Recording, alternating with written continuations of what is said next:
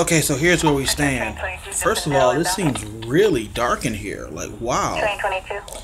I've been looking Just got another report from another into patron. It what says I the need bill to do inbound, there's coins that are to stuck in the machine, get so my there's driver's no money license in. taken care of. Apparently, if you have your Probably permit, 22. you don't have to pay to take the driving test. It's just one fee to go in and take the written test. And once you pass that, they do your vision test and everything. And then from there, you just schedule an appointment to take your driving test. Now, I didn't know that because, see, I'm from Michigan. And in Michigan, the driving test was like $300. And that was 20 years ago. So I was under the impression that not only was there a fee, but it would be insanely expensive. California apparently does not do that.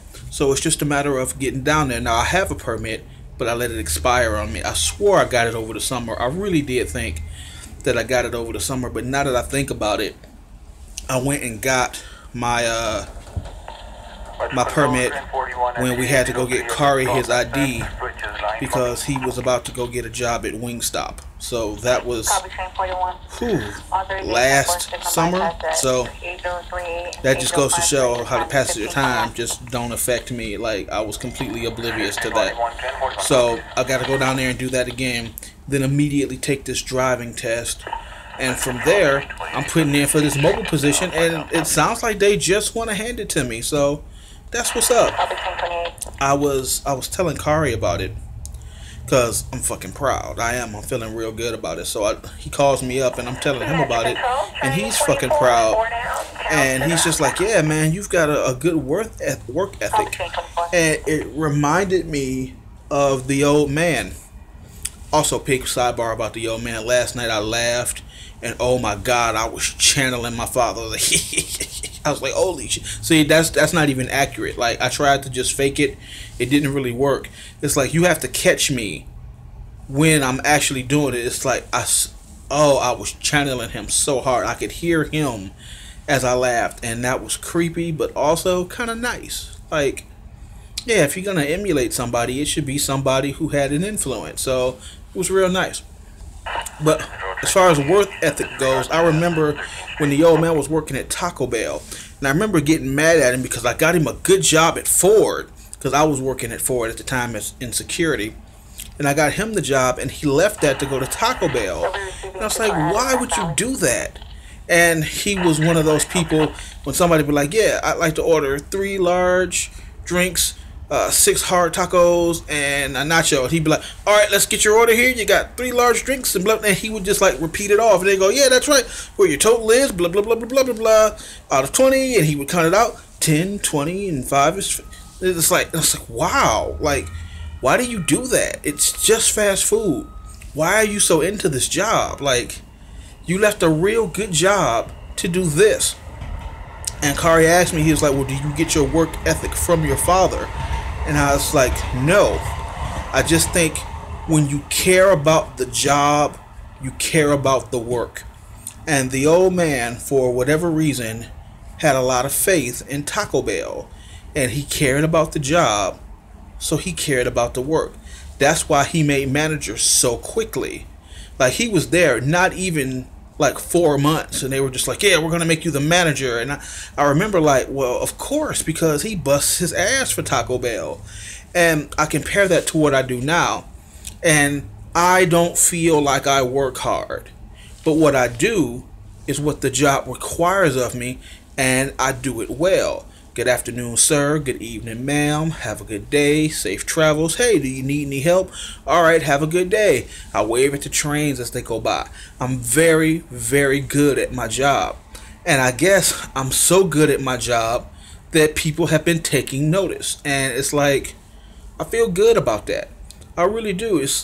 I never would have imagined myself as being the kind of person with this super strong work ethic. It was just, I did what I had to do to get what I needed, and that was pretty much the end of it. But I care about what happens on my station. I care about what happens in this job. And while I may spend a little more time in the break room than I should from time to time, apparently all the higher ups and everybody who's in a position of power recognizes my hard work, and that's an accomplishment. Like, that as a man, makes me feel good to know that, wow, you feel that strongly about my work, and work that I don't even feel like I'm going out of my way to do. I don't feel like I'm doing anything extra, but apparently everything I do is above and beyond. Like today, for example, I was supposed to work from 8 to 12. Today was supposed to be my easy day, and I would say, I feel like I kind of got the day off because it's just a 4-hour shift. But they called me and was like, hey, can you come in 8 hours early? And I was like, yes sir, I can. And I said yes sir even before he was talking about this different position, even before he had told me he had been hearing good things about me, because I enjoy the job and I just wanted to help out. It was important to me to establish myself as Harris is the go-to guy. If you need something done, Harris is the guy to call. And honestly, I felt like I had lost that a couple of weeks ago because I had to call off and I wasn't feeling the best. And when I called off, I was very particular. I was like, hey, I'd like to make this day up if at all possible. If you have something, let me know. And they called me. I said, hey, we've got something for Saturday. Are you available? And I said no, because I didn't want to. No, they called me for Sunday, and I was like, no, I can't. I've got a thing on Sunday. So they called me back, and they were like, you left us with the impression that you wanted to make this day up. We're trying to help you out so you can do that. I get essentially, I had kind of embarrassed my supervisor because he was like, yeah, Harris is the guy, you can call him. And when they called me, I was like, not interested. But I cleared that up real quick. I was like, hey, look, I'm not available Sunday, but I can do something on Saturday. And I think that kind of made up for it. But I still felt like I was on kind of shaky ground. See, I tend to overthink a lot. But I felt like things were kind of like, because they had called me for something and I said no. But today was the indication, at least for me, that there's like, Harris is the guy to come to. When you need something, you can count on Harris. And that's all I've ever really wanted from a job. Like, I remember I was working at Wendy's many years ago. Kari was like a baby. And I didn't like the job. But when my boss came to me and said, hey, we're going to give you a raise, well, I felt like I was appreciated for the work I was doing. And I started to work a little harder. Come to find out the raise was only like a dime. But to me, it wasn't about the money. It was the acknowledgement. Hey, we see what you're doing. Here's what we can do for you. And I was just like, that's nice, because I don't do my job so that you can say, hey, there's the guy. I do my job because it's my job, and it just so happens to coincide with what you need me to do, and it makes me look good in the process. So I will continue to do what I do. I will continue to be who I am, and I will continue to feel like my job is not really that much work. But according to the company, they love what I do. So how can I be mad at that? I feel vindicated. Seriously, like vindication. A friend of mine who works at DSP. This video is going really long, but hey, deal with it. A friend of mine at DSP. We started together. We trained together. We made full-time together. It took us like a year, but we made full-time together. And I got let go in July of 2015, and he was still there.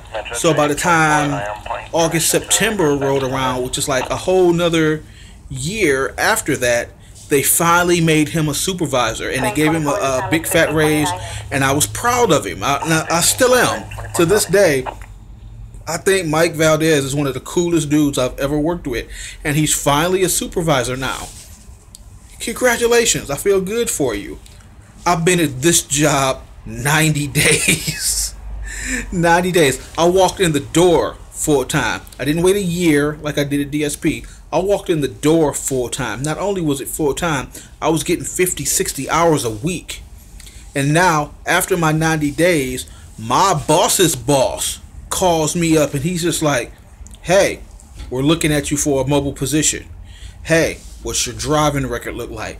Like, holy shit. It's nice to see that the work I've done is being appreciated. At DSP, we were just nameless shirts, and they just sent us out there. All right, you go advertise. Our phone number's on the back of your jacket. Go out there and tell people how good Downtown Sacramento Partnership is. And that was really it.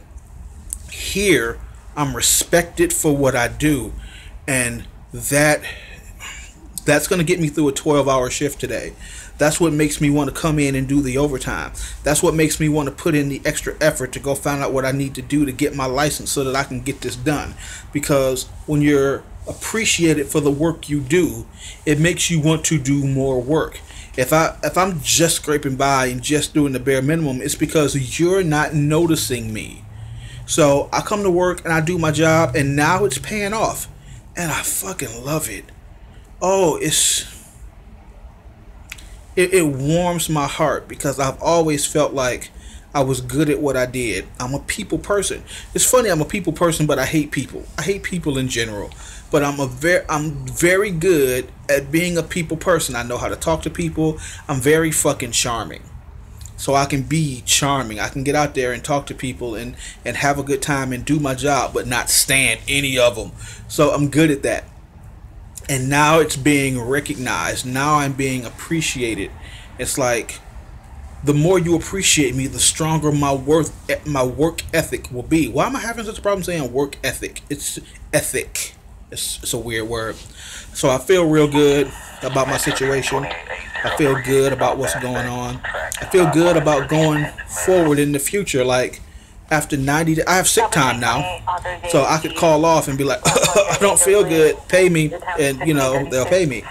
But going into 2017, they're looking at me for this mobile position, and apparently they have a lot of guards here that they like, and they do good work, but they don't have licenses, or they've got a suspension on their license, or a DUI, anything that would hold them up. You have to have a squeaky clean driving record in order to do it. So because I don't have any license or any driving history in California, the second I get it, squeaky clean, brand new, right out the box. And I'll be able to move into this mobile position, make more money to do a little less. It's like, appreciation takes you a long way. Recognition for your work takes a person a long way. I feel good. I feel real good. Don't get me wrong. While I feel good, I'm fucking exhausted. If I had known I was going to have to come to work today for 12 hours, I would have went to sleep last night, but I didn't. I just stayed up because I was like, I'll just sleep until whenever the fuck I want to get up because I can. And then I'll come in here and I'll knock out this little 4 hours. But this is not a complaint at all. Like, I could have said no, and they still would have been eyeballing me for the position. So that's not the problem. I didn't come here because they dangled a promotion in front of me. They're dangling a promotion in front of me because I came here. It's like, these are the little things that I do that don't mean much to me. Like, oh yeah, the boss called, he needs me to do something. No problem, sir, I got you. And they remember that, and they keep score, and there's a little tally, and they know who they can count on. And now Harris is that guy. They know they can count on me. And I fucking love it. Oh, to be recognized at your job, to be respected among your peers. God damn, I'm respected at work. I'm respected at home. I'm respected by my family. I'm respected by my peers. This is everything I've ever wanted in life. And I'm such a simple creature with simple things. I don't want a whole lot, but this is it. And now it's all just coming in. 2017 is going to be awesome. Just awesome. Look, I've babbled long enough. I am at work. I need to get out here, look important, look busy. There'll probably be a couple of more videos tonight. It's still fairly early. I'll probably knock something out, and then I'm going to go home. We're going to celebrate. We're going to get some liquor, and we're just going to kick back, and we're going to do the family thing. And I enjoy just kicking back and relaxing with my family because we loosen up, and the drinks really help us loosen up, and we're able to have some real nice conversations, and I love that. So tonight we've got real celebrating to do. Like, apparently my work ethic is stronger than I thought it was. So for the influences that I got, if the old man had anything to do with that, then props to him. Oh man, I hope I do you proud. I really do.